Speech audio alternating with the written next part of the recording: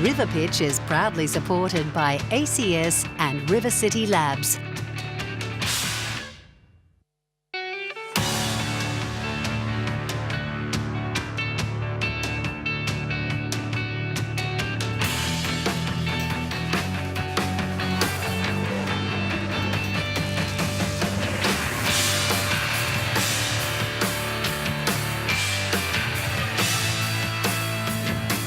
Hello and welcome to RiverPitch. Tonight, we have the last elimination round before the finale, where 6 businesses will compete for the grand prize.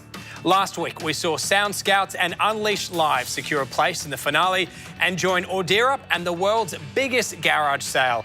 This week, we are welcoming back our mentor from Melbourne, Shona Devon, and our judges Johan, Siobhan and Andrew.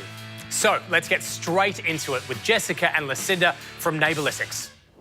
I love doing what we're doing because we are actually changing the world. So without our data, property developers and local governments are just guessing at how much we as citizens love the places that we live or the places we work, and we're providing them with data to understand the personality of places and the social connectedness of neighbourhoods. And these are massive issues that affect people's mental well-being and health. Loneliness is as likely to kill you as smoking and heart disease. You know, this is big stuff, and we are actually creating a solution for that. Our clients are buying it and buying it again and again and again. And so the only challenge to scaling so far has been able to get capital so that we can build the next features, and we've just got that. So yeah, it's an incredibly exciting thing to be working on. Think of a place you love to spend time. Your main street, a local park, or perhaps a favourite beach. We became city planners over 15 years ago to make places for people, but we realised really early in our careers that city making is letting us down. Communities across the world are getting fatter, sicker and lonelier than ever, and it's happening because planners are relying on focusing on building heights and road widths rather than thinking about the human side of our cities.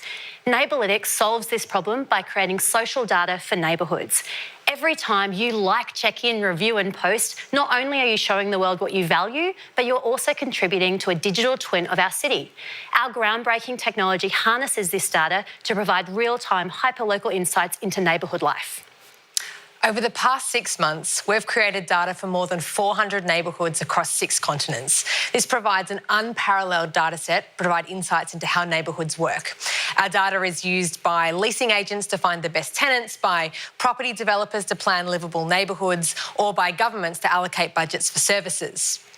We're here tonight because we are recruiting for Australia's best product team, and we will be creating and launching a product that will benchmark how well neighbourhoods are thriving across Australia and then the world. This will provide city governments and property developers with the insights they need to create places people love. Right now, through our website, you can access real-time data about what's happening in your neighbourhood. I'm Lucinda. And I'm Jessica. We're Neighbourlytics, and we invite you to join us in transforming the way cities are created. Jess, Lucinda, well done. That was awesome. You can relax now. Thank you. No, it's cool. You've really condensed everything that we went through last time we were together into that 90-second presentation. So let's see what these guys think. I thought it was fantastic too. Just can I understand a little bit more about the data sets? So what data sets are you using? Yeah, sure. Yeah. So our current analytics pipeline is built to consume anything that's structured around latitude, longitude. We currently focus on social media, such as Google, Facebook, Instagram, TripAdvisor, Zomato, and all those other crowdsourced websites. We're looking for data that is real-time, created by the people that are using the neighbourhood rather than an expert opinion about a neighbourhood. And there's only more and more data sets available, and we've built our pipeline in a way that it can consume new and future data sets as the world changes. Can I just dig into that a little bit more? So your platform is proprietary. Yes. How does it curate that content and provide it into a platform that planners will want? Yeah, so the core to our IP is how we match and clean the data. It's really hard to use the data that we use, but what's really special about what we do is the urban planning expertise that we bring to that challenge. So we've worked in that sector for a long time. We know what it takes to make great cities. So we're not just data scientists cutting up data and providing, high-level insights. We really know what it takes to make thriving communities. We've been doing it as consultants for 15 years, and now we're bringing that expertise to the data analytics. I've got a great question, hopefully. So you talked about property developers, and obviously when you're developing a suburb or a town or a place, they're trying to maximise revenue earning space. So that's why we have these big towers, etc., and limited non-built space. So it sounds like you're trying to bring more of that space back into communities. How are you convincing property developers that that's the right decision to make? Yeah, currently property developers have very little insight into what's actually happening in a neighbourhood. And the big shift that we're seeing at the moment with the experience economy is people are buying into the neighbourhood more than they are apartments. So we're very interested in high density living. We think that's a sustainable outcome for cities. The critical thing is to make sure that those apartment buildings also provide lifestyle options for the people that are living there. And without intelligence about what's happening in the neighbourhood and what even their customers want, it's very difficult for them to achieve that with a higher quality living outcome. Thank you. I'm interested to find out how you manage privacy of the data and use it and on-sell it to other third parties. Sure. So we made a decision very early in the piece to only focus on place data and not personal data. So we can get all of the insights that we get without going anywhere near anyone's personal Instagram account or things like that. We're just looking at the reviews people are leaving about businesses, the things they're interacting with on, Instagram likes and Facebook likes and Google reviews, those things that are in the public domain anyway. We're not creating personas out of that like others are doing. We're looking at what that tells us about the place and what's valuable in the place. And what do you see as the biggest threat to your business and how do you plan to overcome it? The biggest threat right now is we've got too many customers. So, and I mean that quite genuinely. We've had a huge amount of interest. We work right across the property sector with Tier 1 developers and a lot of local and state government agencies. We're right in the sweet spot of social impact and data, and that's really what everyone's talking about right now. And so we need to grow as fast as we can, which is why we're growing that product team. We need to really intentionally create an intuitive product, and that's what we're focusing on over the next 6 to 12 months. But also the exposure of being able to speak to a national audience may mean that there's someone out there who's interested to work with us. So whether we win or not, we've already won. Please don't use that. A great first pitch there to kick this evening off. Up next, we have Tony from WePlay. We wanted to create a fearless and empowered future of work. Growing up, for me, I'd always been in situations where, due to my background, I'd been given, less of a chance. And so something that I really love is that we're now being able to remove that unconscious bias across the board. Doesn't matter where you come from, how old you are, or whatever it is, we're able to help these people actually find work. What I really love is I'm now hearing stories every day from our WePlays where they're telling us about how we've actually been able to change their lives or impact their lives in a really positive way. Hi, my name's Tony and I'm from WePlay. And we're a recruitment platform that helps businesses hire short-term, pre-vetted, white-collar staff within seconds rather than days or weeks. So one of the things that not only I experienced firsthand, but something that I saw a lot when I worked in the recruitment industry was the amount of bias that happened. So when we built this platform, we built it with 2 goals. 1, to remove unconscious bias, and 2, to help businesses hire faster and better than ever before. So we designed and built a unique 6-stage vetting process that leverages data to make the hiring decisions.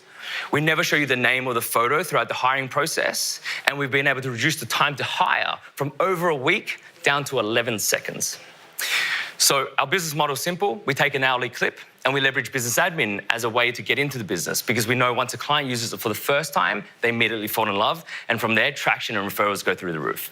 We've been in business for about 1.5 years and we've seen some great growth. We've gone from 3 to over 30 people across 2 states and we're still going. We help hundreds of local, Australian and global organizations hire better and faster than ever before. But the best thing is that one of the most common pieces of feedback that we receive today from our clients after using it for the first time is that they will never use a recruitment agency again. Thank you, I'm Tony. Tony, you love that last line, don't you? I really do. So good. It's one of the best, yeah. Cool. Let's see what the judges think.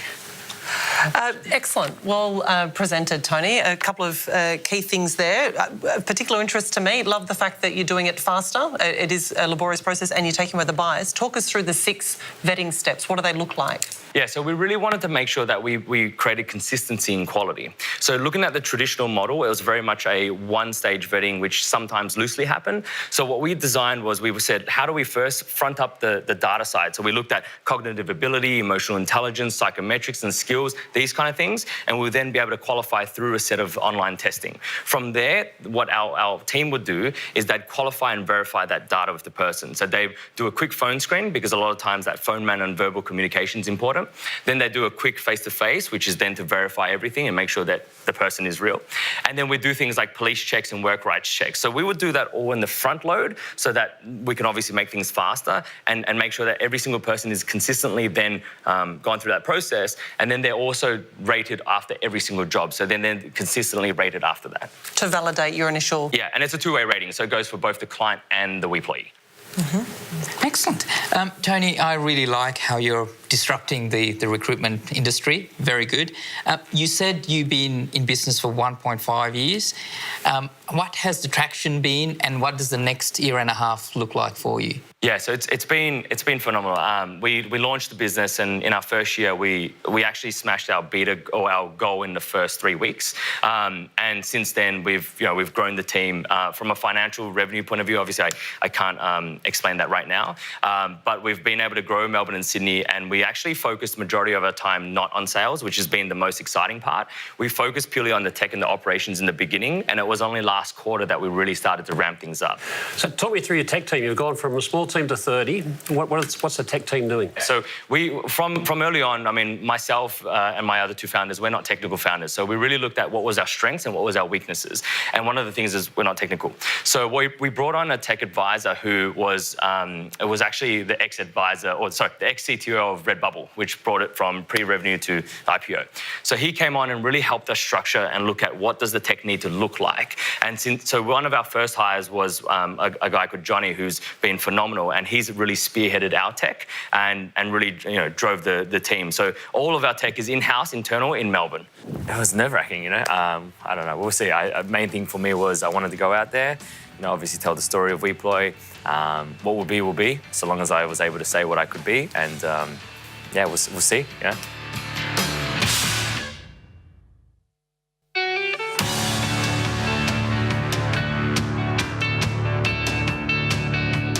Welcome back to RiverPitch. Tonight is the final elimination round. We're hearing from our Melbourne contestants. Before the break, we heard from Neighbourlytics and WePlay. Up next, we have John from Shifties. I love doing what I do because it gives me a chance to make a mark on an industry. I want to change how people are employed and how they work, and doing what I do gives me opportunity to create that. Yeah, my wife is a nurse, so she would often come home after a night duty and be sleeping, only to be woken by her work, trying to get out of work for an afternoon shift. So I had no visibility about the types of work that when she'd last worked, what their fatigue planning was, and even if she wanted to work. So we looked for a way to fix that problem. Hello again, my name's John Webster. I'm the founder of Shifties. Shifties is a service designed to humanise rosters.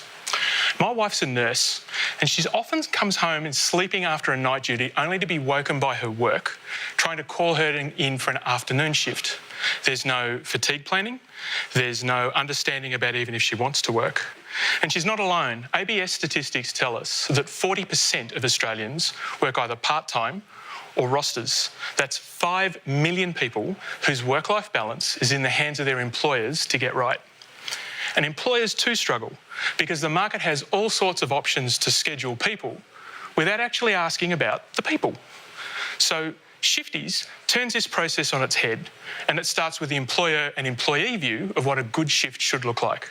Staff use connected devices to enter their shift preferences. And Shifties takes care of the heavy lift for employers, including EBAs and fatigue planning, and then wraps that around with a fairness test to make sure that we can build a roster that everybody can agree on. And studies show that giving staff a say in their work-life balance leads to happier staff with higher throughput and less sick leave. And in the industries that we like to work in, including emergency services, call centres and health, where you can't always compete on salary to attract and retain staff, we offer a competitive advantage for employers. Now, myself, I've been working in the IT industry for more than 20 years. I've got a great track record of building and retaining teams that have a customer-centric focus, but we're looking for help. I'm looking for mentors and investors to help us as we turn this journey around and make workforce planning a humanised factor for people around the world. Thank you very much. John, love it. Thank you. work-life balance. Important for everybody. We all want that. Yep. So let's see how our judges feel about it. Johan? Thanks, John. It's very touching how you were driven by, your wife's story. It's very touching. Hopefully you got enough brownie points for that. Hopefully, yes. Now, the area that you're working in is quite complex. There are various things to think about. You touched on the EBAs, etc.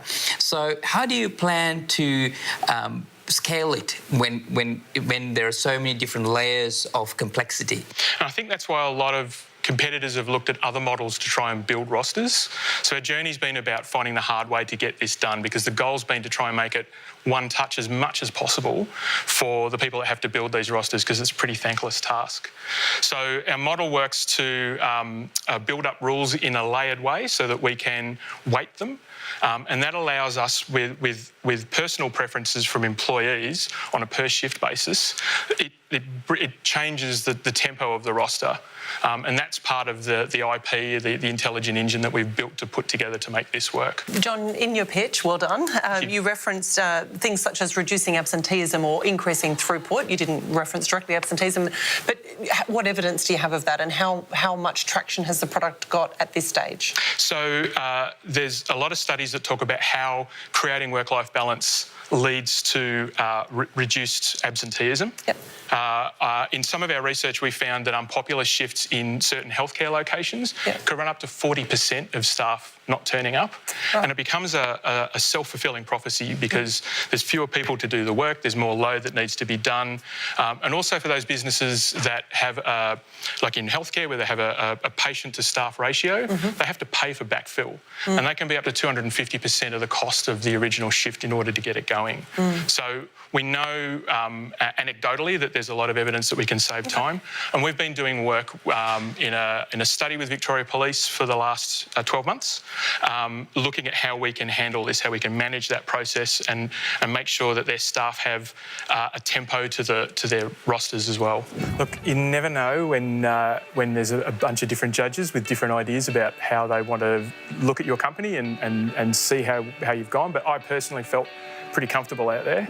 Goodness, the judges are going to have a tough call on their hands in terms of who to send home tonight. Up next, we have Annie from Torquay.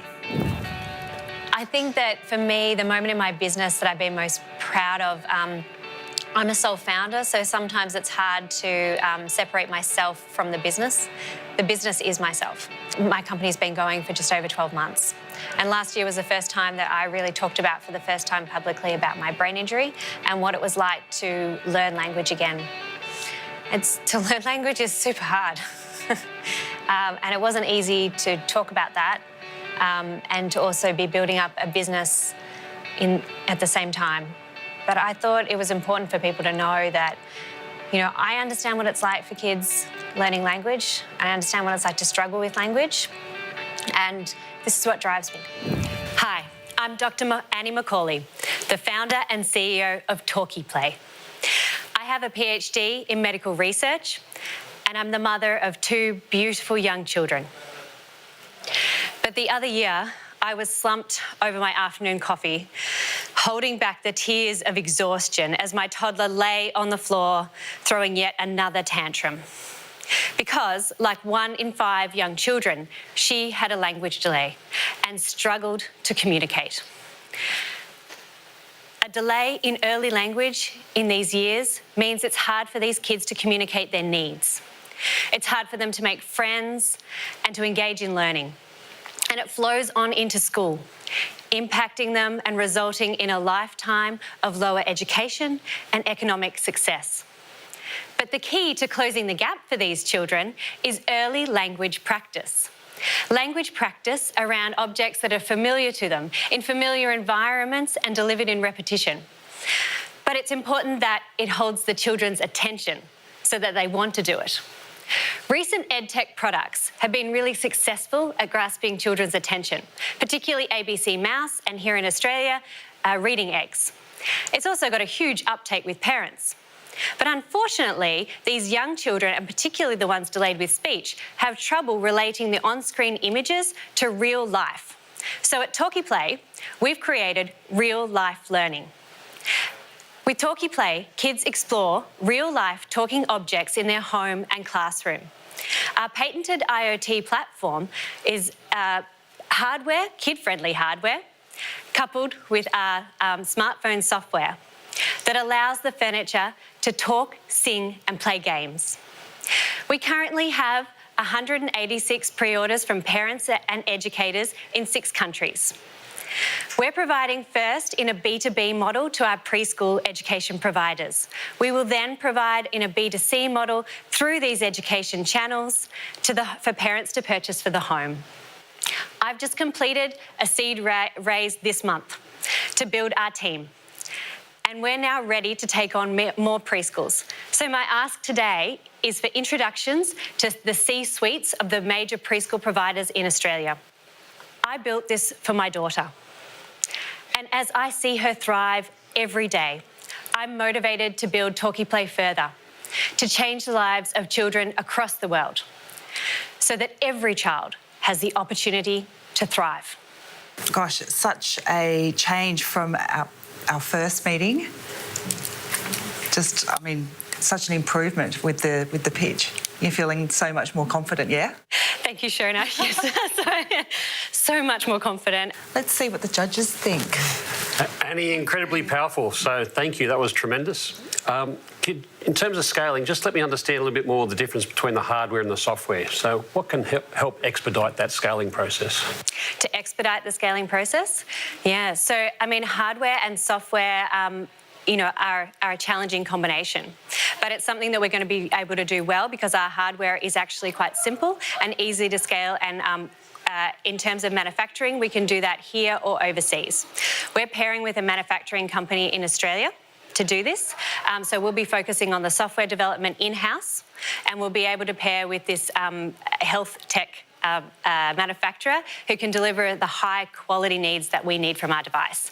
We're then able to do R&D with them. I have the device built in-house, but we're redoing some of the R&D to improve the speaker quality. And it means that we're also able to scale up to meet the demand. And this was a really big thing that we can't do in-house currently. Thank you. Annie, from my perspective, can you just explain a bit further about your revenue model? How does it work? If I'm a preschool, is it a one-off cost? Is it a monthly cost? I mean, how does that work? Yeah, I'm so glad you asked because I didn't go into that very much. So what we do is we have an initial hardware sale for our revenue model. That includes a setup that goes into the preschool. So we have the discs that go all around the preschool. There's about 100 or so in the set. And then the hardware device, which is the toy that gets taken around. So we have a revenue sale from that, but we also have a SaaS model. And the reason we have that is because it provides reporting content, which is a demand from the education system. And we also have game content that's growing. So if you can imagine Netflix, but we're doing this for game and language content for children, so it doesn't just meet their needs now, but is able to grow with them as they grow. It's hard to say. I mean, I felt great out there. I felt like I was clear, but my nerves were pretty high. I mean, it's an amazing experience. OK, that was our final pitch for this evening, and you'd have to say just about every business deserves a shot at the grand finale. But of course, that can't be the case. Our judges need to make a decision, and that decision is next.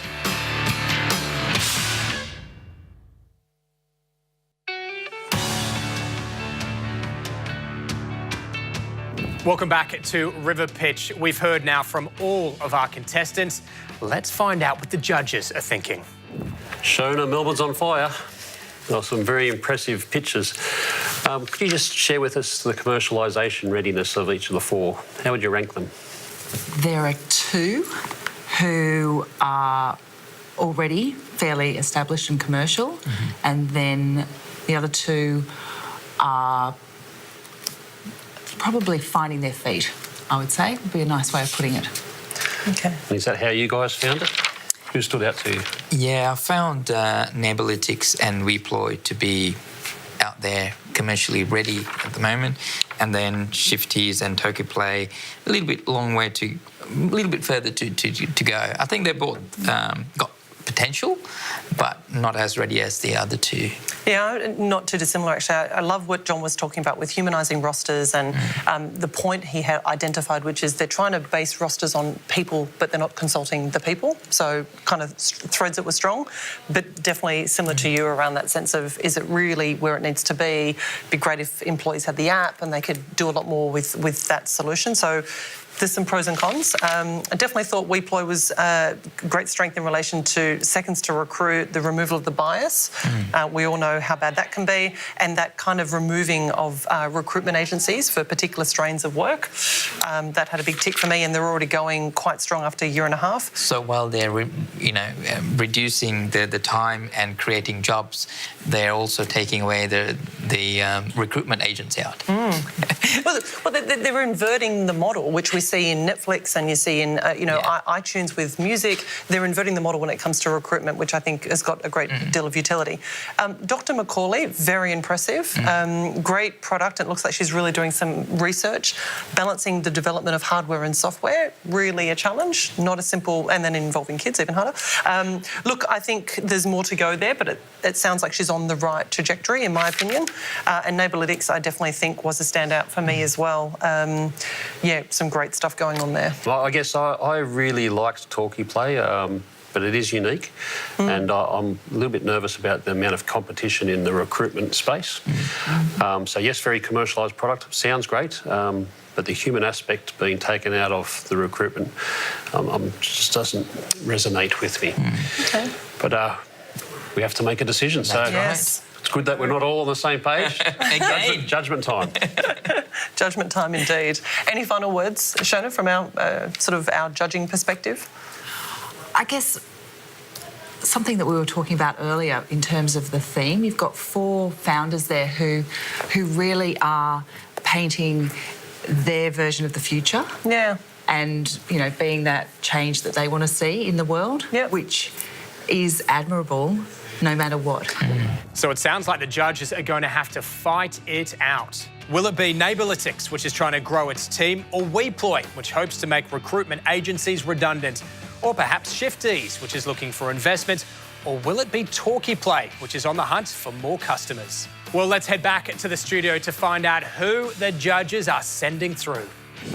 Our founders did an incredible job. We were incredibly impressed, particularly a real game-changing focus on making the world a better place. So thank you for that. Congratulations to Shona. We thought we had some really good companies last week from Brisbane, and I think you might have taken it to a new level. Obviously, not everyone can go through though, so in terms of criteria, we thought one was really ready to commercialise and could rapidly grow in the next 12 months, while another has a brand new marketplace that offers a lot of potential.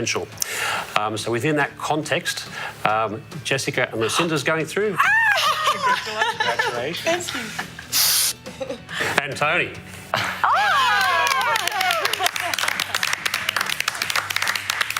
Congratulations. Congratulations, guys. Thank you. Congratulations. Congratulations. Thank you. Well done. Congrats. Sorry, I stepped on your shoe. We are giving you, the audience, an opportunity, a chance to influence the decision as to who walks away with the grand prize. Which of these 6 businesses is your favourite? Who would you like to see take their business to the next level? Well, log on to yourmoney.com.au/RiverPitch/vote to cast your vote. The voting lines are now open. The big decision will be unveiled on the 16th of April, 7:30 p.m. here on Your Money.